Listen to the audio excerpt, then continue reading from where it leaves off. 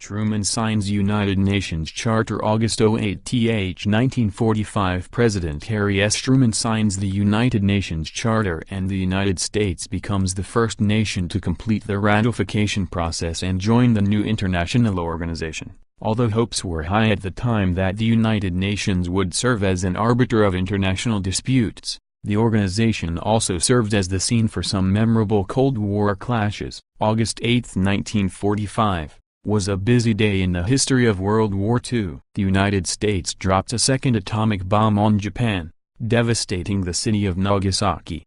The Soviet Union, following through with an agreement made earlier in the war, declared war on Japan. All observers agreed that the combination of these two actions would bring a speedy end to Japanese resistance. At the same time, in Washington, D.C., President Truman took a step that many Americans hoped would mean continued peace in the post-World War II world. The president signed the United Nations Charter, thus completing American ratification of the document. Secretary of State James F. Burns also signed. In so doing, the United States became the first nation to complete the ratification process. The charter would come into full force when China, Russia, Great Britain, France, and a majority of the other nations that had constructed the document also completed ratification. The signing was accomplished with little pomp and ceremony. Indeed, President Truman did not even use one of the ceremonial pens to sign, instead opting for a cheap 10-cent desk pen. Nonetheless,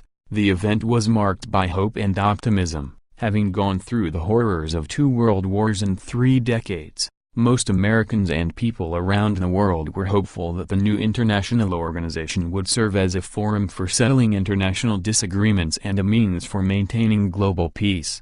Over the next decades, the United Nations did serve as the scene for some of the more notable events in the Cold War. The decision by the Security Council to send troops to Korea in 1950, Khrushchev pounding the table with his shoe during a UN debate, and continuous and divisive discussion over admission of Communist China to membership in the UN. As for its role as a peacekeeping institution, the record of the UN was not one of great success during the Cold War. The Soviet veto in the Security Council stymied some efforts, while the U.S. desire to steer an independent course in terms of military involvement after the unpopular Korean War meant less and less recourse to the UN to solve world conflicts. In the years since the end of the Cold War, however, the United States and Russia have sometimes cooperated to send United Nations forces on peacekeeping missions, such as the effort in Bosnia.